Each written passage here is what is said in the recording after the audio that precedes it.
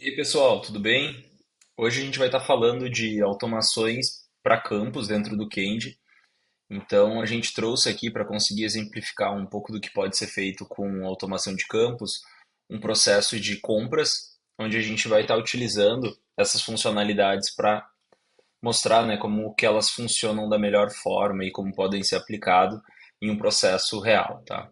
Então, o que que é automação de campos, né? Então, automação de campos, sempre quando vocês verem dentro dos campos esse raiozinho aqui, vocês podem clicar dentro deles e vocês vão ver uma informação de autocompletar, que é uma possibilidade onde a gente tem como finalidade completar já campos, né? Trazer informações já preenchidas para que a gente não tenha que ficar preenchendo toda vez se é algo que já pode ser definido brevemente e também condicionais, né, onde a gente pode definir situações e a partir das situações a gente ter algum tipo de ação dentro daquele campo, seja esconder aquele campo, ou exibir o campo em determinado momento, tá? Então essas são as duas possibilidades e dentro de cada uma dessas possibilidades a gente tem N possibilidades. Eu vou estar mostrando cada uma delas aqui para vocês. Então, o que que a gente tem aqui? Dentro do nosso processo de compras, a gente tem um título, tem uma data de solicitação, necessidade de recebimento, a gente vai ter um centro de custo com um aprovador dentro desse centro de custo, que eu vou falar um pouco mais para frente. A gente tem itens do pedido, onde a gente pode inserir quais itens a gente quer comprar, local de entrega e observações. Então, o primeiro campo aqui que nós poderíamos já automatizar seria essa data de solicitação com a data do momento, né? Então, a gente clica aqui no raio, vem em autocompletar, pode colocar tanto valor dinâmico quanto valor fixo. Então, o valor fixo é um valor que a gente vai colocar aqui e ele sempre vai ser o mesmo, tá? Então, seria sempre a mesma data. Nesse caso, a gente utilizaria um valor dinâmico, onde nós poderíamos, por exemplo, puxar uma fórmula da data atual. Então, ele sempre vai estar trazendo, no momento que a gente abrir o formulário, a data atual. Então, quando eu salvo, ele já traz aqui para a gente o horário, né? O horário e a data que a gente está nesse momento. Então, eu vou preencher uma solicitação teste aqui, para que a gente possa estar simulando, né, com uma necessidade de recebimento de data. Vou colocar um centro de custo aqui da logística, como por exemplo. Posso colocar os itens do meu pedido aqui, que já está relacionado com outros cadastros. Então, por exemplo, mini chocolate, vou colocar 10 unidades, um valor unitário de R$ 5. Ele já está calculando também com um campo de fórmula aqui para a gente e eu adiciono um item. No momento que eu adiciono um item, ele já traz aqui os totalizadores também, caso tenha mais, para que a gente já saiba os valores totais. Eu vou pedir para entregar no armazém aqui. Perfeito. Quando eu dei a entrada já dessa solicitação, a gente já pode estar vendo aqui, por exemplo, o comprador responsável. Poderia colocar aqui para sempre trazer o mesmo comprador já de forma automática. Então, venho na regra de autocompletar e ao invés de valor dinâmico, vou usar um valor fixo para trazer o meu usuário aqui sempre presente dentro dessa tela. Então, no momento que a gente abriu aqui, ele já trouxe o responsável já vinculado, né? E aí tem uma verificação aqui embaixo de atendimento à política. O que que a gente poderia utilizar aqui? Um autocompletar de valor fixo, dizendo que sempre atende à política. Quando a gente coloca que sim e abre novamente, ele já está trazendo isso preenchido, né? Então, acaba facilitando o nosso dia a dia sem ter que a gente precise preencher, né, todas as informações. Então, com isso, eu já passo, né, para a parte da cotação. E dentro de cotação, a gente pode trazer já um outro exemplo prático também. Aqui embaixo a gente vai ter o responsável pela aprovação. E lembrem que eu disse que nós tínhamos, né, dentro do centro de custo um aprovador.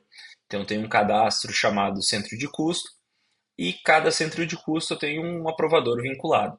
Então vamos fazer o seguinte, eu quero que no momento que eu selecionar um centro de custo, ele já traga essa pessoa aqui para aprovar. Então, um caso real, né, seriam todas pessoas diferentes, ele já estaria atualizando para a gente dentro do nosso fluxo. Então, processo de compras, vem aqui em solicitação. Aqui dentro a gente clica no raio então para autocompletar. E aqui no valor dinâmico a gente já tem outras possibilidades que ele abriu para a gente. Por que que está diferente do momento que a gente colocou lá no formulário inicial? Porque cada campo ele tem um tipo de campo. Então é sempre feita uma validação para entender se a gente tem em algum lugar, né, seja no nosso fluxo ou algum cadastro ou fluxo relacionado, aquela informação para nós abastecermos aqui. Nesse caso, então, podemos ver que aqui a gente já tem centro de custo e um aprovador. Então, eu já estou pegando o lado cadastro esse aprovador para trazer para cá. E aí com isso já coloco em salvar, ele já trouxe para a gente aqui, então toda vez que eu tiver um centro de custo aqui vinculado, ele vai trazendo já um responsável aqui também, tá? E aí seguindo, né? Então vamos dizer que eu fiz já minha cotação aqui com um ponto certo hipermercado, tive o valor total aqui, vamos dizer, de R$ 50. Coloquei uma data de entrega aqui para o dia 24, então estou já atendendo dentro da data. Foi a melhor cotação.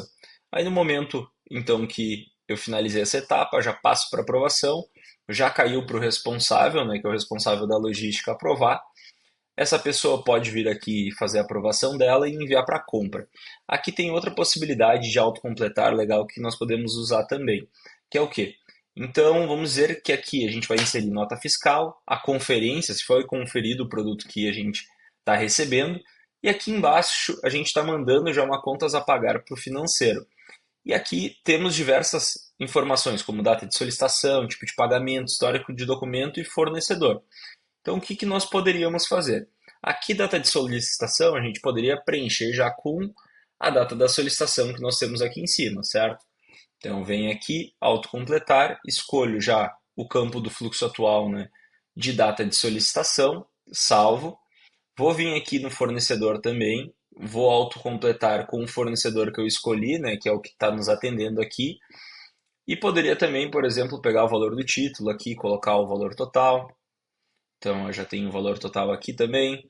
E, enfim, qualquer outros campos que vão estar conversando, a gente poderia colocar para funcionar. Aí, quando eu fecho e abro novamente, ele já está trazendo, né, data de solicitação, fornecedor e valor do título preenchido, tá? Centro de custo aqui a gente poderia colocar também. Então, vamos colocar aqui centro de custo. Com isso, a gente não tem a necessidade mais de estar sempre preenchendo todas as informações, né? Então, eu vou inserir já aqui, que é uma compra, né? Histórico do documento, poderia colocar a nota fiscal aqui dentro, data de vencimento, né? Então, vai vencer lá no dia 7. E o documento aqui também. Quando eu adicionei essa nova conta, ele já criou uma conta a pagar dentro do nosso fluxo do financeiro. Então, com isso, a gente fecha aqui toda a parte e as possibilidades do autocompletar. E agora falando um pouquinho de condicionais, né? Então, como que funcionam as condicionais? Vamos entrar no nosso fluxo de contas a pagar. Então, por exemplo, vamos dizer que a gente vai estar inserindo aqui uma nova contas a pagar e eu tenho diversos tipos de pagamento. Mas vamos dizer que somente no tipo de pagamento de compra faz sentido com que eu coloque o documento embaixo, porque se não for compra, ele não terá documento. Então, o que que a gente pode fazer aqui? Então, sempre é bom lembrar o seguinte: a condicional ela é sempre aplicada no campo que vai sofrer ação. Então, eu quero que no momento que for compra, ele exiba o documento, senão ele pode esconder o documento porque ninguém vai usar esse campo. Então, como o documento ele vai sofrer ação, a gente clica no raio aqui, vem em condicional e escolhe. Quando o tipo de compra, tipo de pagamento aqui no caso, né, for igual a compra, deve exibir o campo. Salvei. Quando eu venho aqui, como não está preenchido, ele já não está mostrando. Então, selecionei compra, ele mostrou o documento aqui embaixo.